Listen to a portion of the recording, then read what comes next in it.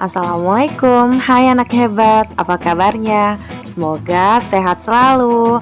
Di video kali ini kita akan belajar PLBJ kelas 3 yaitu gempa bumi. Yuk simak baik-baik videonya.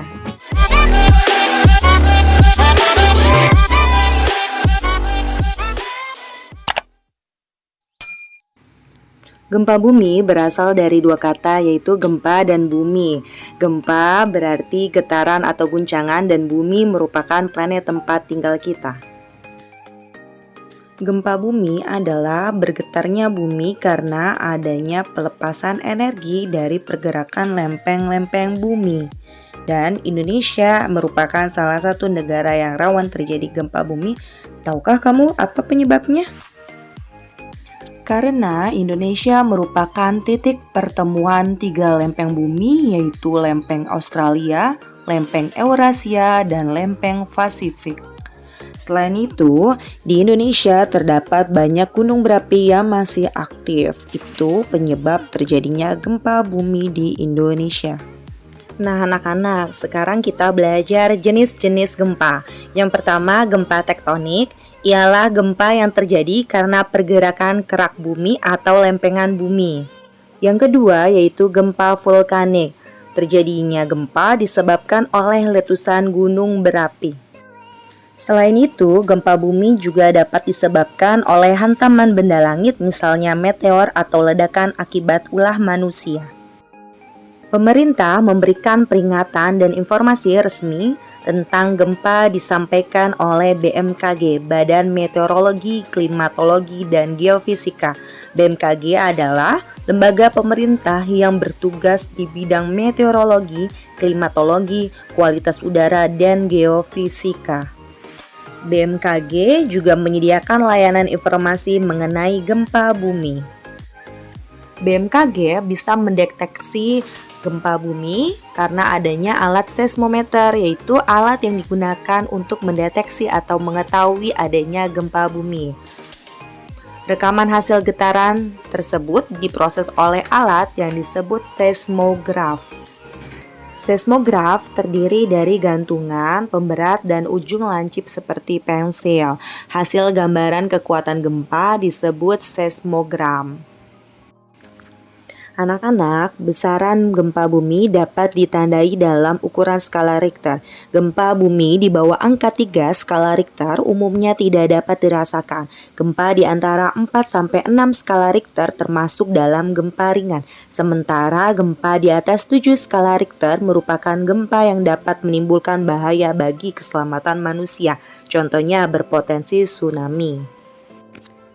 Gempa bumi dapat menimbulkan kerugian bagi manusia. Berikut ini adalah akibat yang ditimbulkan dari terjadinya gempa bumi. Yang pertama, jatuhnya korban jiwa dan luka-luka. Yang kedua, kerusakan bangunan dan infrastruktur, misalnya jalan raya, perkantoran, rumah, dan gedung sekolah. Yang ketiga, tidak berfungsinya fasilitas umum. Yang keempat, kerusakan lingkungan seperti terkikisnya tanah dan pencemaran air. Yang kelima, tanah longsor akibat guncangan. Yang keenam, kebakaran akibat aliran listrik terputus dan kebocoran gas. Yang ketujuh, banjir karena rusaknya tanggul. Yang kedelapan, munculnya wabah penyakit karena kurangnya air bersih. Yang kesembilan, gempa di bawah laut menimbulkan potensi tsunami. Itulah beberapa akibat dari gempa bumi. Anak-anak, apa yang harus kita lakukan jika terjadi gempa? Ayo, ada yang tahu?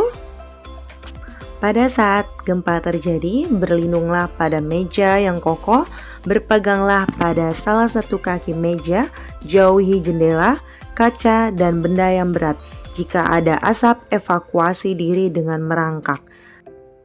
Setelah getaran reda, segera keluar melalui tangga darurat.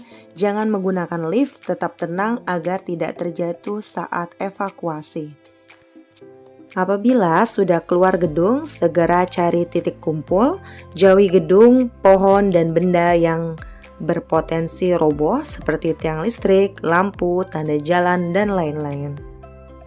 Jika sedang berada di dalam mobil, berhentilah, keluarlah dan menjauhlah dari mobil untuk menghindari jika ada kebakaran.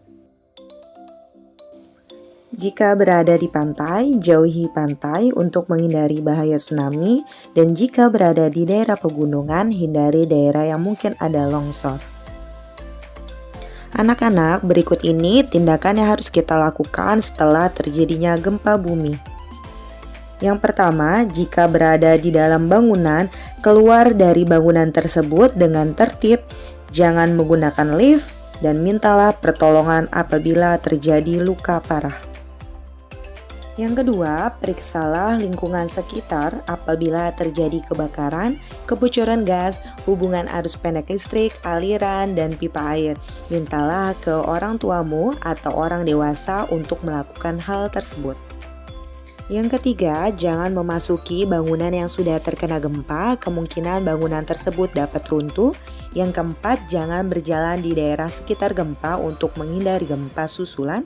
Yang kelima, mendengarkan informasi mengenai gempa bumi dari radio. Itulah anak-anak, tindakan yang harus kalian lakukan setelah terjadi gempa bumi. Kita juga perlu mengetahui daerah yang rawan terjadi gempa. Di Indonesia, beberapa daerah yang berpotensi mengalami gempa bumi yaitu Kepulauan Maluku, Pulau Jawa, Aceh, Sumatera Utara, Sumatera Barat, Bengkulu, Lampung, Bali, Nusa Tenggara, Sulawesi, dan Papua. Itulah daerah rawan gempa di Indonesia. Cukup sekian pembahasan materi kali ini, semoga bermanfaat untuk kalian semua. Kerjakan soal-soal tersebut dengan baik dan benar. Sampai jumpa di pertemuan selanjutnya. Assalamualaikum warahmatullahi wabarakatuh.